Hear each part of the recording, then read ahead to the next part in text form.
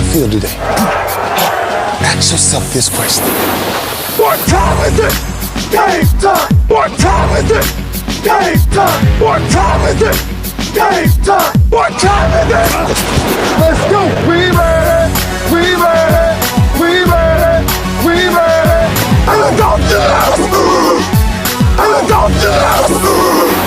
When I step on the field, I send one message. And this is what it feels like. This is what it feels like. Football is getting hit. That's it. It's gonna be football now! What time is it? Game time! What time is it? Game time! What time is it? Game time! What time is it? Let's hunt now! Let's hunt now! Let's go! Let's hunt! We made it! And let's go to the house! And let's go to the house! We're talking about the Jets like we're talking about the Saints. You know, all this, how we the Miami Heat of football. Yap. The bottom line is you got to buckle up your chin straps. It's embarrassing. Yap. Don't disrespect the game like that. There's too much crying from them. He's a man. They can be hit just like us. He's a man. You already make the big money. He's a man. Don't cry when you step on the field, man. That's war out there. When I step on the field, I send one message. This is what it feels like. Oh, my bad. Your bad don't work in my world. What time is it? Game time! What time is it? Game time! What time is it? Game time! What time is it? Let's go! Let's go! Let's go! We made it! And let's go to the house! And let's go to the house! It's a wrap. Game over. Nah, this game is just getting started right here on the lunch break. We are powered by Jones Media and Entertainment. We are broadcasting live on ROKU, courtesy of BS3 TV. And I got to give some love to my producer, Kev, the producer. He's back from spring break, and he has got us lit up. I like that right there. Thank you very much, Kev. That's lit. I'm AJ Jones. It's our Freestyle Friday. I was traveling yesterday and could not get in because my flight was delayed. Had an in and out of New Orleans. Got a chance to see some of the events with the college basketball 3-point shootout and with the slam dunk competition and all that. And then I'm back today. So again, appreciate all of you all in my absence for hanging in there. So anyway, man, I got to tell you, I love that right there. That was, man, look, that's the way you do it, bro. That's the way you come on to the video. All right, so without further ado, let me get my guy on here. He was out yesterday, too. He was traveling on his way to Minnesota for the women's Final Four. It is none other than Mr. Houston Roundball Review, Kris Gardner. Kris, how you doing, man? I'm great, brother. We traveled Wednesday, got the flight, weather delayed the flight 2 hours, so we didn't get in until kind of late Wednesday. But yeah, I'm in here, Minneapolis, down to Minneapolis, chilling in the room. That's why the background looks different. Yeah, it's kind of bland. Yeah, but, yeah. I'm well, here that's what I was planning to do yesterday because I didn't get credentials to the Final Four itself. But man, it's good to have colleagues in this business. Because one of my guys was like, yo, I'm not going to be able to go to the slam dunk and to the 3-point shootout. Can you get there? I was like, say less, bro. Say less. So I jumped a flight thinking that I was going to be able to get in town, get into a hotel room or one of my family members' house and run the show. And weather delayed us for a couple of hours, too. I didn't land in New Orleans until after 12. And we were on the tarmac for almost an hour, man. I don't know what was going on with that. So, we were on tarmac for maybe not an hour, but 30 to 45 minutes because a lot of flights were delayed, either going out because it was too windy, right? Going out. We had to sit, wait for the winds to die down or go a different direction or whatever. But yeah, it was one of those days, man. So, but yeah, I'm here representing my Tajay Moore shirt. I was gonna say, man, I was surprised that Tajay won the slam dunk competition, man, because let me tell you, he almost got outed in one of the early rounds. But he pulled out some dunks that were like, oh, that's nice right there. And then he went Vinsanity on us, and it was a wrap. Yeah, his double pass off the backboard, he first teased that, but not teased it. He was doing that back in the summer when he first signed U of H. He put that on Instagram early. So some of us already seen him do that. Last night was cleaner because he was trying to get out the kinks and stuff. But yeah, he's been blessed. And folks, family, AJ, keep this in mind. You probably heard it a few times mentioned in the tournament. He's had 5 surgeries on his leg. Wow. 5. So just imagine what he was doing pre-surgeries. Yeah. Okay. Because there was a big concern. He was concerned that that his hops would have been gone after that 5th surgery. He was like, I don't want to do this anymore, Mom. You know, he wanted to give up basketball and all that, but he persevered and the hops are still there. And I believe at some point, if he wants to, which I think he does, he's going to get some looks from some pro teams. Yeah. Because his athleticism is unmatched. It really is. His basketball game is behind his athleticism. But there's plenty of dudes in the NBA, G League, overseas who get looks based on their athleticism, and then they become basketball players. Right. And I think Coach Sampson and the staff have helped him get on that path of being a basketball player. So you combine the two with the skill set and the natural hops, man, we might see him in the, well, I don't know if I want to call it the legit NBA slam dunk contest anymore because it's going down the toilet. Yeah, but I was gonna say last night was more entertaining than the NBA slam dunk competition, but it still had moments where you're like, come on, y'all. Yeah. Kris Gardner, Houston Roundball Review, joining us. Big shout out to Ben Sutter III, BS3 Network. Thank you for getting us on Roku, my brother, and thank you for allowing us to be part of the family. Captain Trey Pike, how you doing, brother? Man, dude is a really, really good dude, man. In fact, he said Minnesota, Minis now WDA. Minnesota. Keith Hennick, we always got to give love to him. He was Caller of the Year 2020 back in the day. Real quick, I understand I've slam dunked once in my life, and I lost my mind. Like I had really just won the national championship. I won the heavyweight title of the world. And that was on a tip. I was going up, it was coming off, and I just rolled that bad boy back in. Can't get nowhere near that. I'll be good to touch the net now. Same. The whole, if you decide your steps are off or, you got this 10, 11, 15 seconds to get your dunk together, I feel like that kills the energy of the dunk contest. Go up. If you miss it, you miss it. Go back and try it again in that time frame. But the whole, no, I didn't mean to, or no, I'm not going to, or let me try something else. It just kills the energy of the contest. Am I off, or what are your thoughts? The whole vibe has been lost over the years.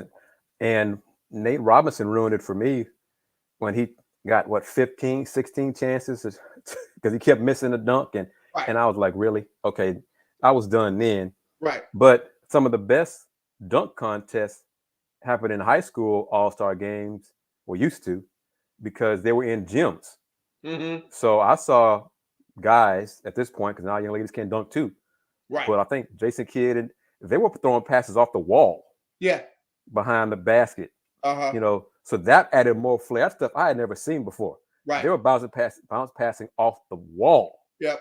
To themselves for dunks. And I'm like, see, that's flavor you don't see in the pros. So that creativity is lost because of the bigger venues. You don't have stuff like that. Right. You have that backdrop. So it's, the creativity is lost right now. So that's true. Yeah. And then talk about the kid from Rice that competed in the 3-point competition. Of course, it was won by the young man out of Iowa, but the young man from Rice held his own for a while, a little while. I don't even know who you're talking about, bro. Are you serious? I was serious. I didn't get an email about it, so I didn't know, I got a lot of stuff from UH about Tazi Moore. I didn't get anything from Rice about.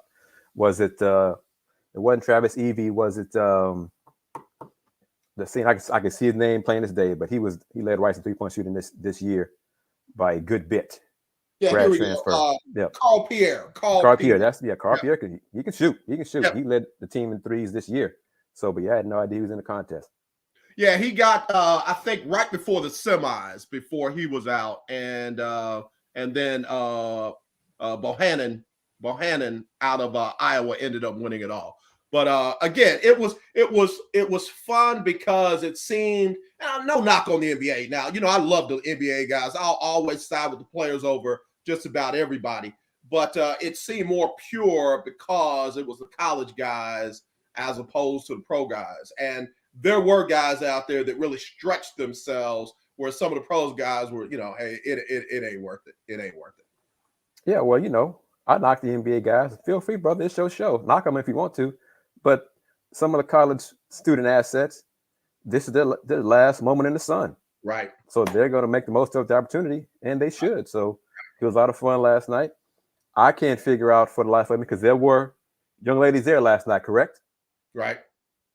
Why were they there at the men's Final Four and not here at the women's Final Four? And that goes to my next point. Let me take a quick station identification, and then we'll be right back with Kris Gardner, Houston Roundball review right here on the lunch break.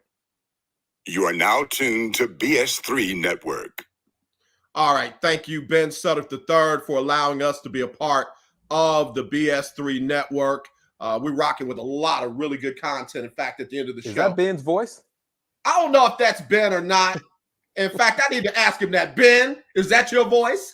I like that voice. Yeah. Yeah, man. Yeah, they got some good stuff, man. We got a whole little reel we're gonna drop at the end of the show.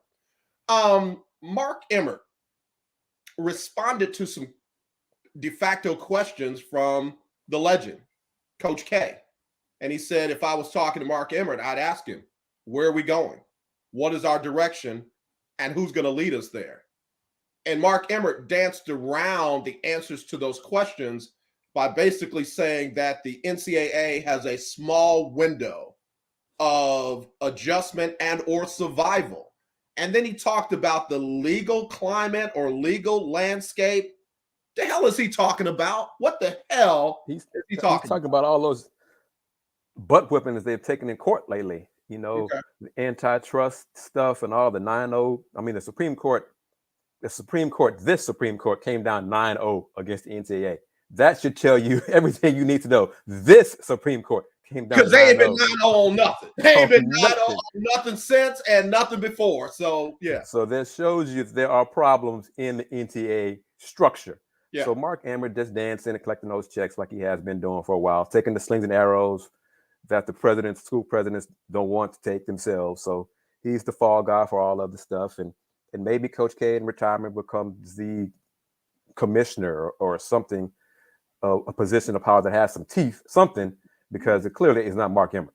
I got you. Okay. Now that's interesting, because I hadn't thought about Coach K doing something like that, because it's been tossed around. Yeah, folks have been talking about a commissioner for the NCAA for a couple of years now, and not necessarily Coach K, but somebody, with credibility in the sport, and perhaps he might, take that baton now that he's about to retire and run with it. Maybe he'll have some more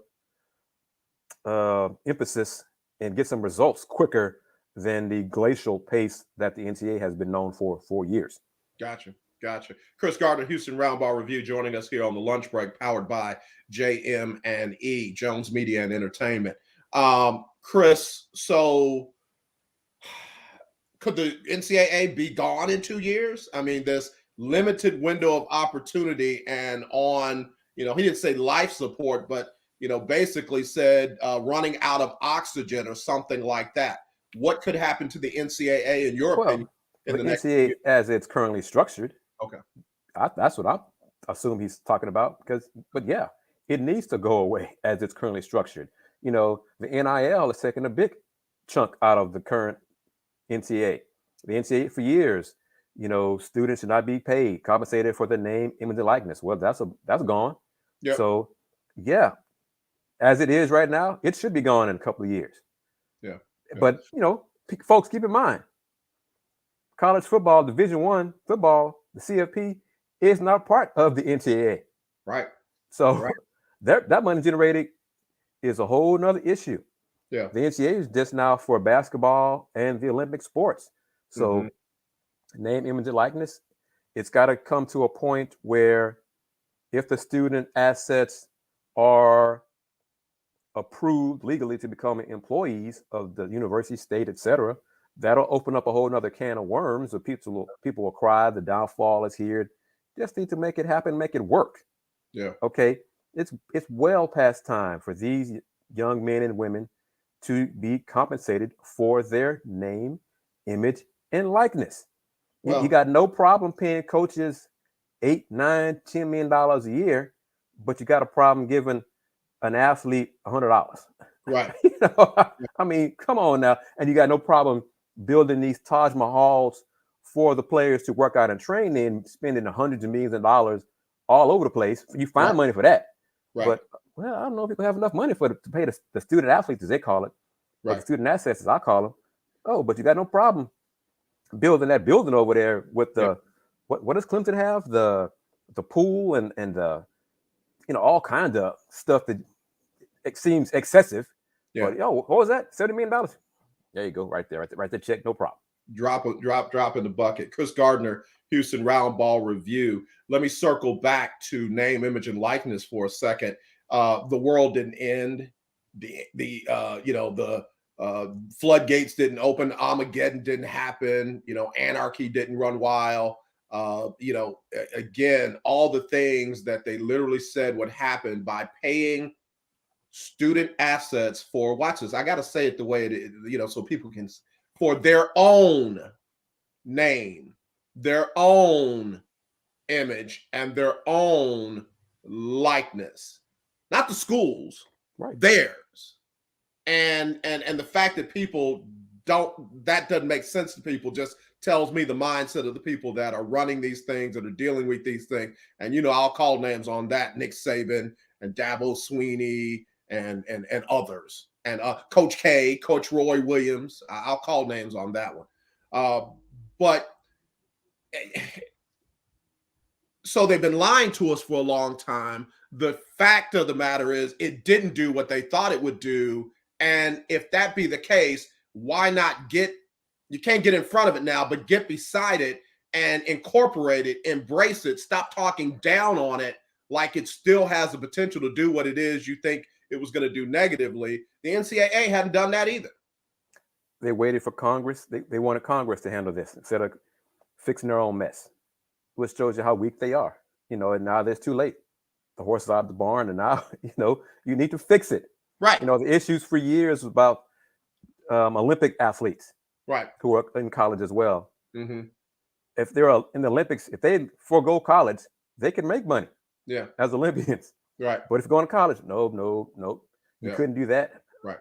I'm still the same skier I was a month ago after the Olympics, but now that I'm in college, oh no, now you can't do it. Come on, people. You're the same person. Right. But yes, years ago, college football playoff, CFP, they are separate from the NCAA. That money, all that money, hundreds of millions of dollars, billions probably now, is for the schools and the participants in the college football playoff. The NCAA makes its money, the majority, 85, 95% of its money comes from the men's basketball tournament. Correct. That's why schools were hurting when COVID hit and canceled that tournament, the NCAA tournament, because the NCAA was like $800 million was gone, $600 million for that year. Right. But they had insurance policy only covered like $250 of it. Yeah. But the majority of money for the smaller schools, they need that money from the NCAA tournament that the NCAA doles out. Without it, budgets are just really, really shrunk. Absolutely. But CFP, they make money hand over fist. Just keep it rolling, and that's their money. That's not the NCAA money. Right. And again, not trying to justify my behavior, that is why I call it the mythical national championship, because it is not sanctioned by the NCAA. Correct. And that's why a couple of years ago when Central Florida was undefeated, they hung their own banner. They gave out their own rings, because not playing in the college football championship game was not what they needed to be able to declare themselves the national championship. It's an invitational. Right. It's the college football invitational. Correct. That's all it is. Brother Willie Gibson has said many times, it was designed for chaos. Correct. There are five Power Five conferences, mm-hmm. but there are only 4 spots right now in the college football invitational. And you don't have to win your college, your conference championship. You don't have to do any of those things. So you're right. It is an invitational. And that's why used to call it the Alabama Clemson Invitational, because they were locked into two of those spots. But now I call it the Alabama SEC Invitational, because two of those spots going to be filled by SEC Right. teams. And the problem, folks fell for the okie doke. Yeah. Not enough people spoke up about this at the inception. Right. 4 spots, but you got 5 power conferences. Yeah. Something's not right there. This should have been ended years ago. Correct. This is where I thought a school like Ohio State, the Ohio State University, or the Big Ten would have said something. I feel like if they had been left out of the CFP one more year in a row, there was a year that Ohio State was left out and nobody from the Big Ten got in. I felt like if there had been consecutive years of that, you would have heard Ohio State and the Big Ten speaking up more. But because they got back in the next year and from there, they've been in ever since, they're rolling with it as well. And Pac-12. The Pac-12 has been out of it for years, right?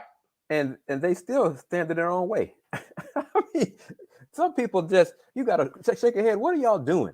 Because ironically, one of the conferences who's pushing for the expansion to 12 is the SEC. Right. Greg Sankey's like, 4, we stay at 4, we're going to be good. Yeah. We're going to get to it anyway. Right. If not 3. But for the benefit of college football Division I, let's go to 12. Yeah. Open it up for the conference champions, and at large. He's and good with that. Yeah. But Pac-12 is like, no, we have other issues. We want to get addressed now. And oh no, and even the Big Ten, oh no, we're not ready for that either. We want something. Come on, people, you're standing in your own way. Yeah. Because the SEC gonna be fine. Right. As is, or with expansion to 12. They're gonna be fine either way. Yeah. Kris Gardner, Houston Roundball Review, joining us here on the lunch break, powered by Jones Media and Entertainment, and on Roku, courtesy of BS3. If you have a Roku streaming device, download BS3 TV, and you will have us right in the middle of your big screen. All right. Kris, the HBCU All-Star Game taking place in Louisiana, in New Orleans, at a school that I took some classes at, because a couple of my necessary classes for my major were full at Tulane. So I had to drive out to the Lake Pontchartrain, and take me some classes over at UNO. What are your thoughts about these All-Star games highlighting historically Black colleges and universities, similar to what they just had on the football side? It's about time. Like UNO, I was there for one of the Final Fours, because they used to, years ago, they had, I think, the Olympic team, U.S. team was working out there, and I made the drive out there for that. But I think Bryson Gresham, TSU's own, is one of the players who was invited to participate in that. So it's good. It's going to be on CBS Sports Network, I believe. That's correct. I think. So, yeah, it's exposure for these young men who put in the time and hard work. They deserve it as well. So it's way past time. It's good that they're getting the opportunity to shine. And some of them might shine well enough to get invited to NBA teams, workouts, camps, overseas invitations. So the more opportunities you have to showcase your skills, I'm all for it. Yeah. We got Kris Gardner joining us here on the show. Now, you know what my next question is. If they're doing that for the men, what are they going to do for the women? Amen. And see, go back to it. A few years ago, they stopped, because one of my colleagues who I'm going to try to get on here on lunch break, Cheryl Coward Hoopfeed, she asked not too long ago at a press conference for the NCAA women's basketball people who, gender equity issues they're trying to address. Will there be a return of the girls' high school all-star game? And because it went away probably 8 years ago or so, 18 years ago. And the answer was, it's not an NCAA thing. It's a WBCA thing. The Coaches Association was in charge of it. So I'm not sure if it became too expensive or that was the reason for not having it, because it was an opportunity for the high school seniors, the girls, high school seniors, to shine, 12 to 24, probably 24 players were selected, maybe 30, and have either one game or two games. And we went to it. Coaches would attended. Friends, family get a chance to see their loved ones participate on the floor, but then it just went away. But I think now, if it's a WBCA thing, find a sponsor. Y'all should know enough people by now who almost want to take the opportunity to not be guilted into it. But, hey, we're seeing that women's basketball is growing and getting more attention, more coverage, more exposure. So, their numbers are up. Their ratings are up. Yeah, we'll be glad to do it. Right. Make that happen. Come on, people. Make that happen. And the same thing with the young ladies in the 3-point contest last night. They were probably there at the fellas' Final Four because there's no opportunity for them to be at the women's Final Four to do it. Which makes no sense. And Kris, that's the thing that gets me, and I really mean no pun when I use this analogy. I've got a longtime mechanic that has a shop and everything like that. Take all my vehicles to him. Glad to have him. A lot of times he'll tell me, "All right, you brought it in for this, but I noticed this, and while I'm in there, I can just go ahead and do that, and I won't charge you any extra labor because I'm already in there." If you've already got a women's Final Four that's going on up in Minneapolis, it's not going to cost you a whole lot extra to turn on the lights in the facility a couple of days before your Final Four and rock with an all-star game or a three-point shootout or a slam dunk competition or a skills competition. Whatever you want to have, it's not going to cost you a whole lot more to turn on the lights and fire up the air condition in the building that you've already rented. Yes, agreed. And Saturday is their having open practice for the fans to see the 4 participating. Well, will be 2 after tonight. Yeah, they used to have open practices because I remember for a fact, probably 2000, I guess 6, because Candace Parker was injured and had to redshirt her freshman year, but Tennessee was there in the Final Four, and they were in open practice. Yeah. So they used to have them, and then they stopped doing that. Yeah. So, I'm not sure.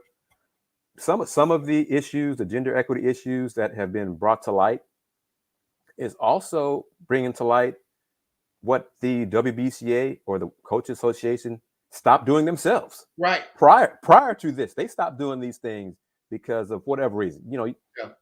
They can save money.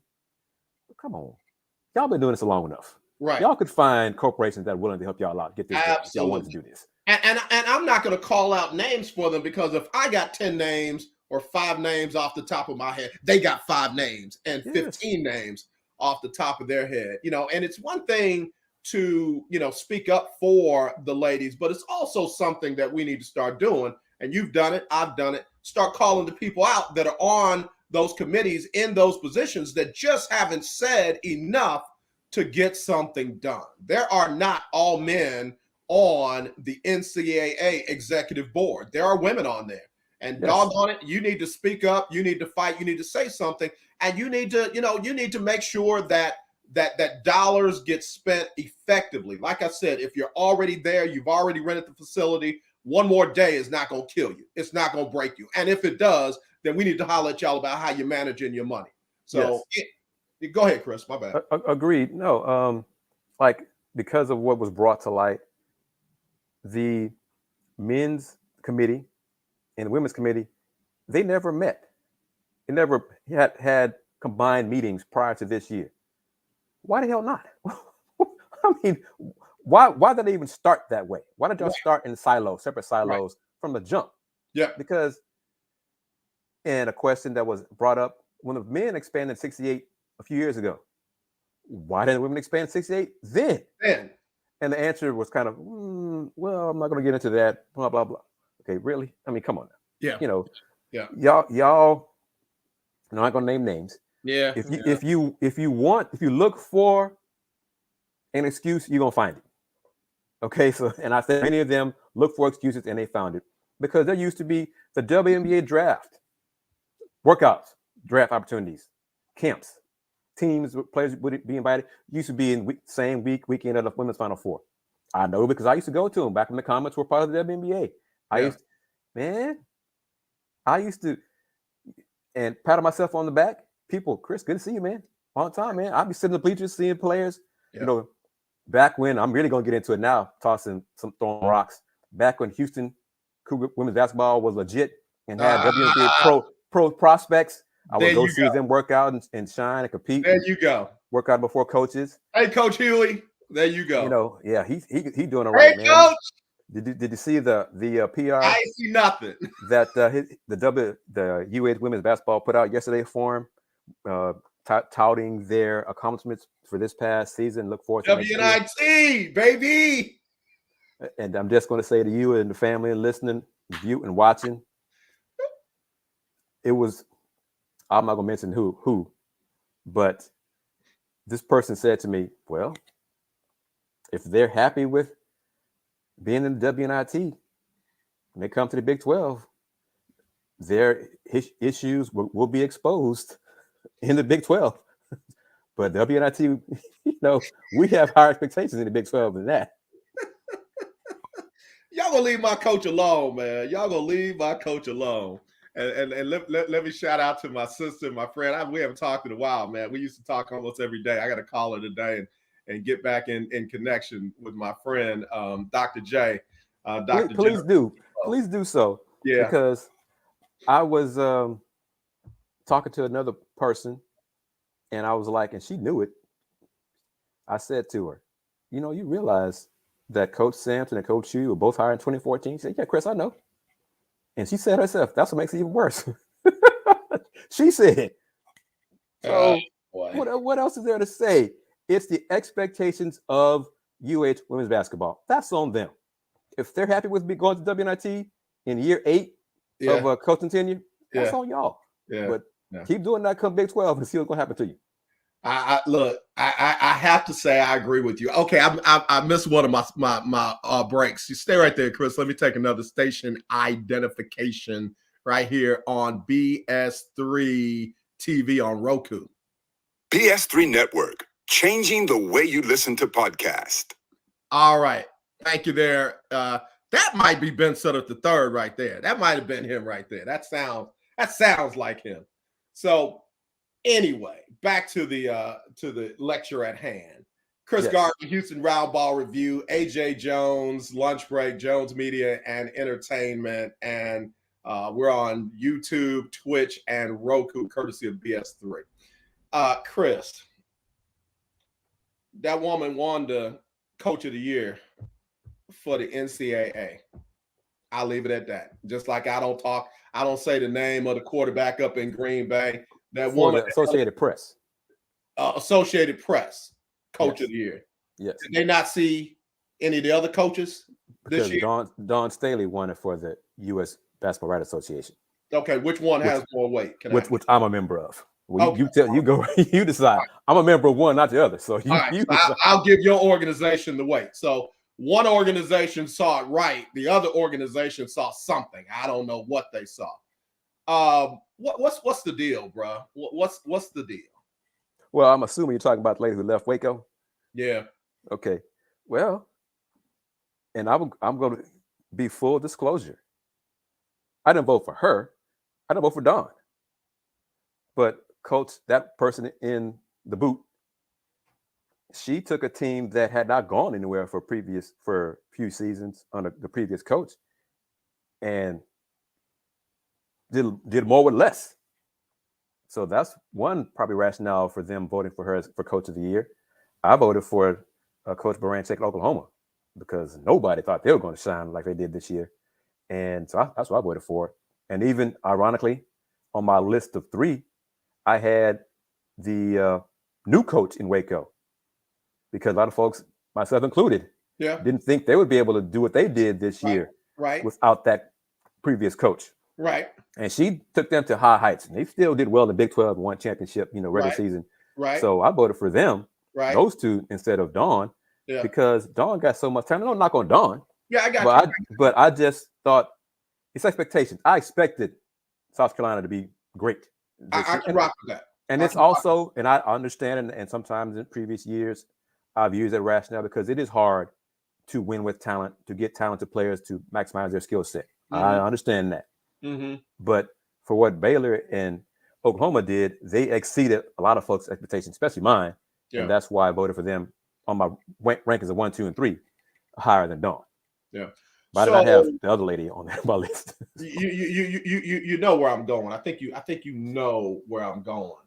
When you have a coach that led their team to their second undefeated regular season, a second conference championship in a row, and they had that coach in Waco on the ropes with around a minute left to play. Well, they were up 10 with like 5 minutes left. Yep. Okay. What is it going to take for a coach like that to get some recognition, regardless of the fact that they're playing and coaching at an HBCU school? Because coaching is coaching. Right. Coaching is coaching. We all, they talk about level of competition as a player, but coaching is coaching. And I'm going to be messy now. So this is your show. We couldn't say this on KYK. Yeah. Tamika Reed, I wanted my alma mater to hire her based on her success this year and her recent success. Because I think she could take UH to a higher level than Coach Hughes. Point blank. Yeah. But I think with the scare Jackson State put into that team in the boot, they have shined the light on how good they are. And they got talent coming in. She got a former 5-star coming from USC coming in, from Southern Cal, let me say it like that, coming in. So next year, I think the light will be on them more non-conference, and people will realize how good they are. So it's on. Now they need to deliver in non-conference. Okay. My main reason, I think I mentioned it to you probably early in SWAC play in January, why I was so high on J-State, was because how well they did against Texas in Austin. And I was like, ain't nobody beat them in the SWAC. Because of how well they did in Austin. Yeah. So if they, I don't know if you can call them upsets, whatever, but if they beat some named schools in non-conference, November, December, in the fall, then she definitely will have the bright light on her and then roll through SWAC again. And then she should get more recognition for National Coach of the Year. No doubt about it, because she has done it so many times before. But now folks who don't pay attention to the SWAC, let's be real, they don't pay, but now they realize, and she almost be LSU. Right. So something must be going on really good down there. So they follow that up with some wins in non-conference this year. Yeah. This coming season.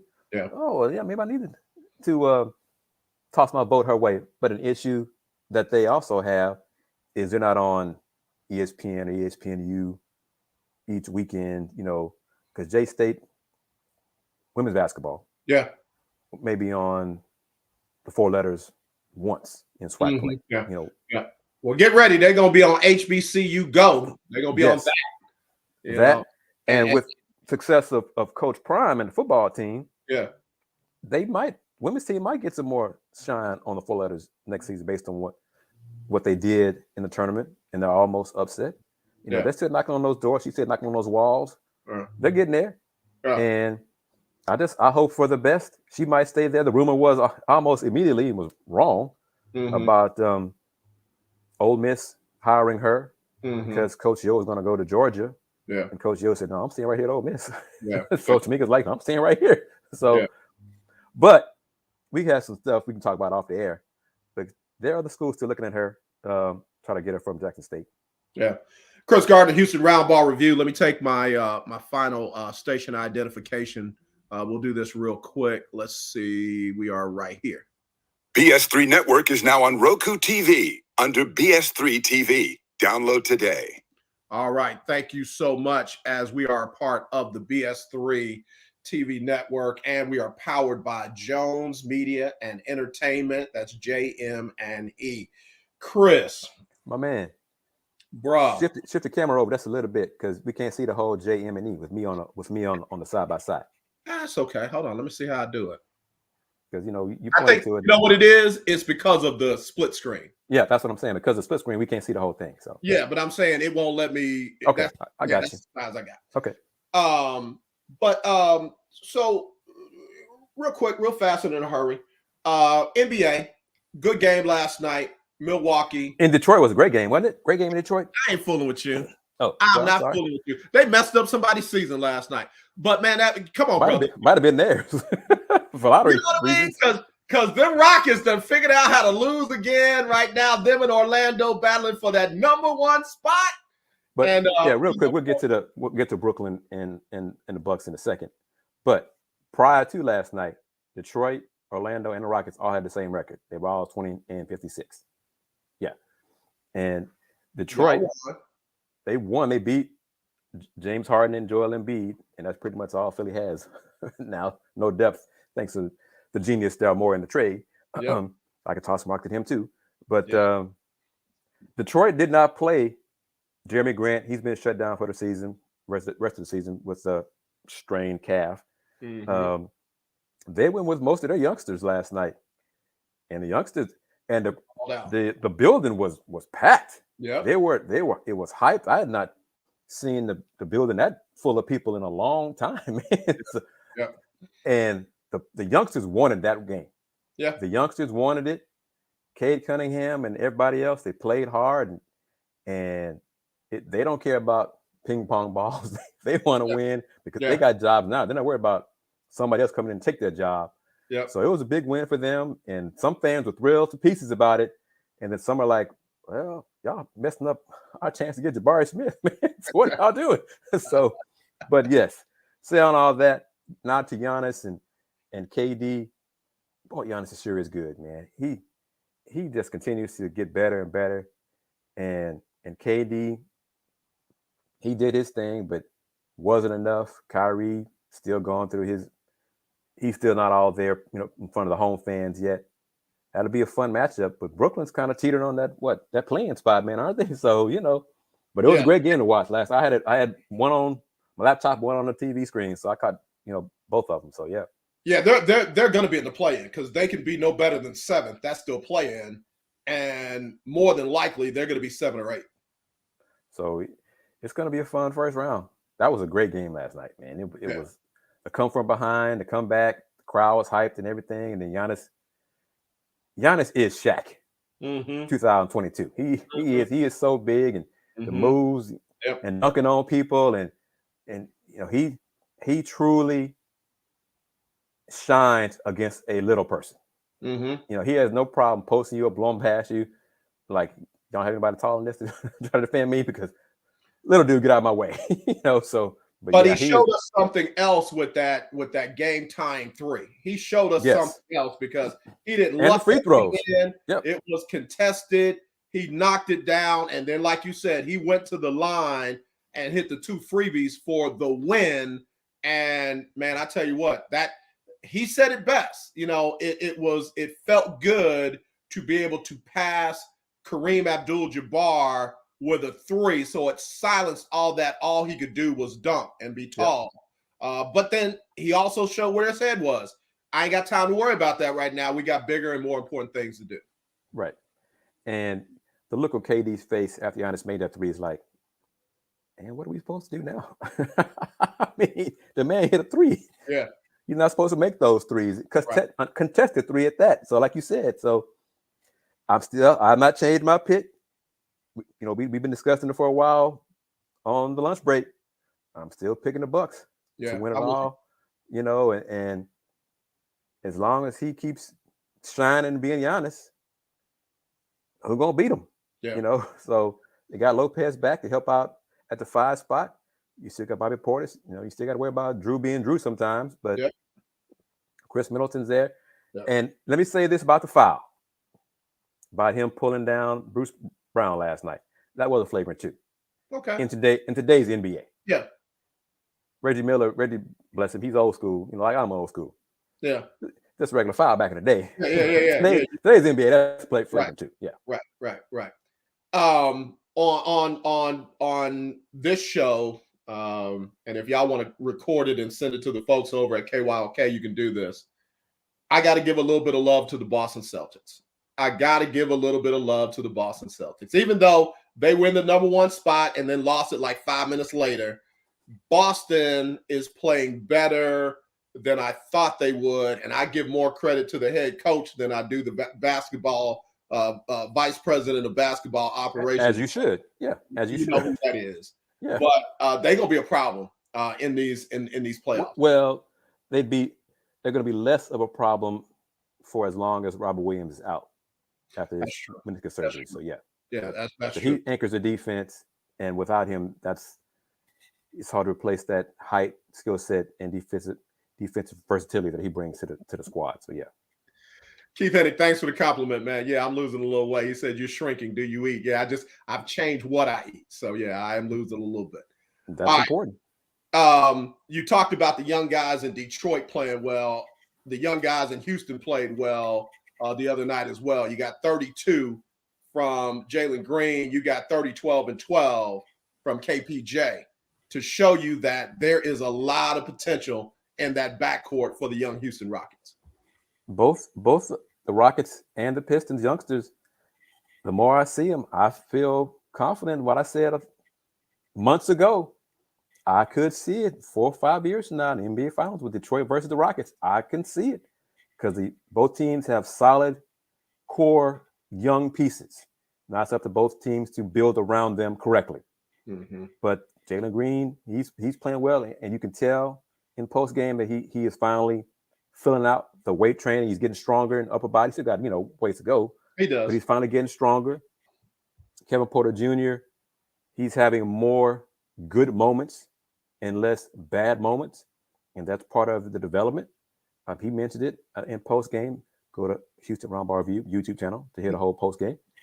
But he said development, that's been a key this season. Yeah. So that's what they're doing. And let me say this. I did it in my yesterday's YouTube short. Not quite a minute. Come on, Rockets. It is really not rocket science. Play Bruno Fernando more minutes. The Rockets lack size. Mm-hmm. Bruno Fernando gives them size in the front court. Yeah. Give that man some minutes for the rest of the season. Yeah. 6'9", 240. Jayshawn Tate, for as good as he is, for what he is, he will never be 6'9". Right. He will always be 6'4". He will never be 6'9". Yeah. So give that man, Bruno Fernando, some minutes. I'm not expecting him to be Embiid, to be Shaq, to be Giannis. Yeah. But for a physical presence that the Rockets need, he can provide that. Mm-hmm. So give him some consistent minutes. And if he gives you, he had 17 and 10 in 22 minutes. You give him consistently 10 minutes a game. He can give you what? 8 and 6 in 10 minutes, whatever.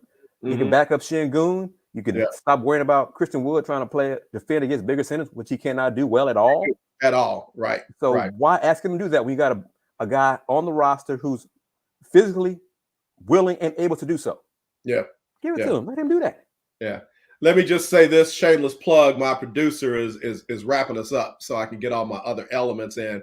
But shameless plug, I've been telling y'all about Jack Nungy out of Xavier University of Ohio. He hit the game winner last night, and he was a beast around that rim. You come in that lane playing, he gonna throw your stuff out of there.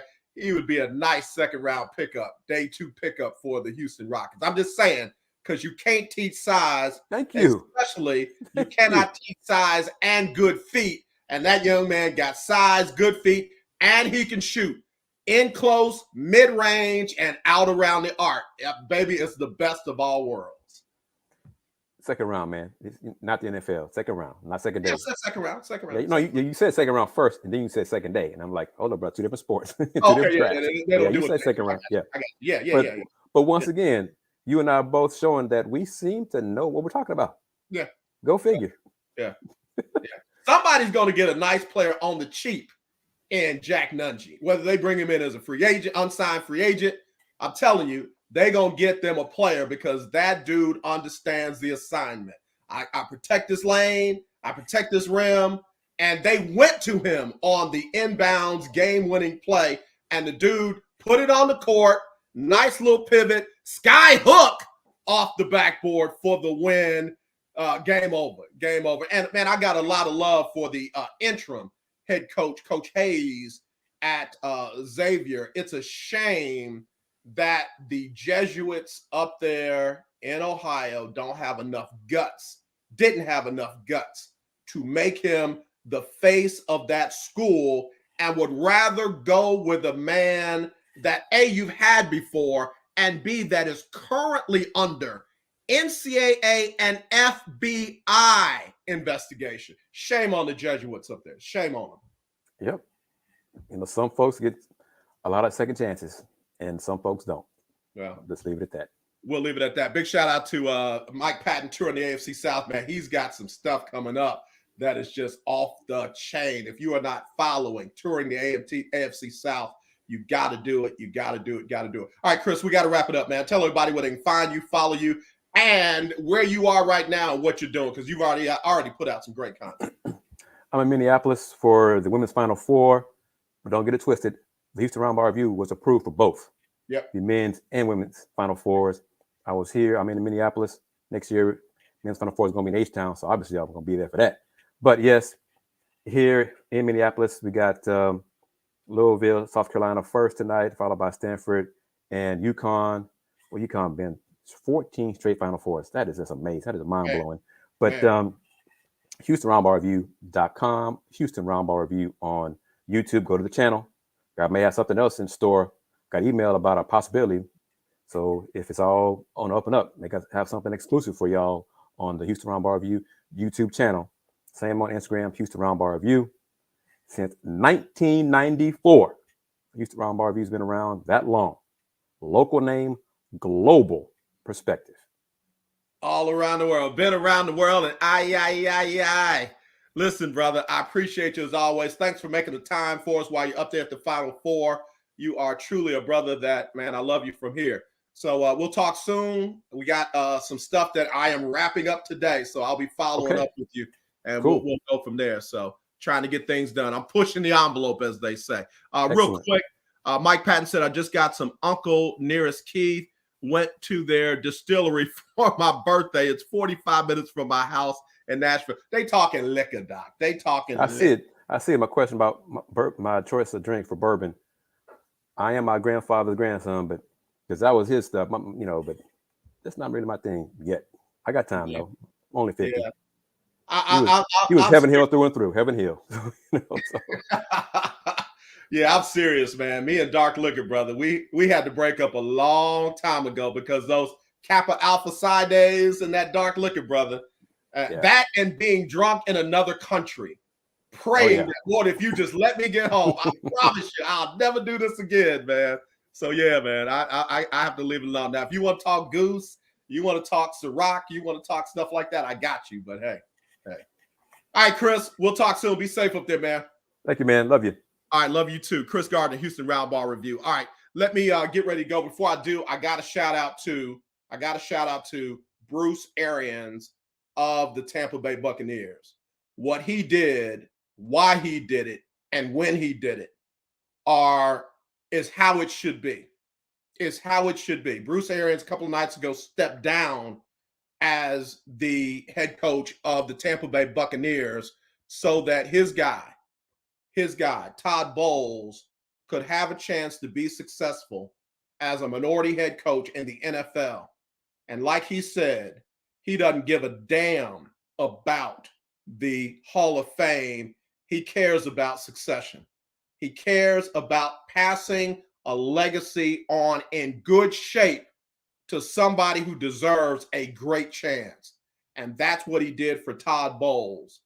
And I got to tell you, if I had a hat, I'd take it off and I would tip it to Bruce Arians. I haven't always agreed with all of the things that he said. I haven't always agreed with all the things he's done. But that one right there, Bruce Arians, you're a real one, G. You are a real one. I wish you luck and success and blessings in your new assignment. I believe as long as he's connected to a sports organization, somebody who looks like me will have a fair chance to be successful in that organization. So let me tell you something. I got to give credit where credit is due. I know Todd Bowles will do a great job. I know Byron Leftwich will get his chance. I know that the people that they named as co-defensive coordinators will do a great job. But I want to say this, Bruce Arians, bro, that's a real one right there. That's how it should be done. That man did in one night what the NFL cannot do consistently since the Rooney Rule got started. And I'll say it again. It's not because they can't do it. It's because they don't want to do it. Bruce Arians, you're a real one. All right, y'all, let me get ready to go. I got Sybil Wilkes up next with what you need to know. But I'm going to go ahead and sign off now. Out of Sybil Wilkes, we'll come back with BS3 with the promo there. But as always, let's not be divided. Let's be united. I love you. There's nothing you can do about it, but let's have a blessed and productive month of April. All right, here's Sybil Wilkes and what you need to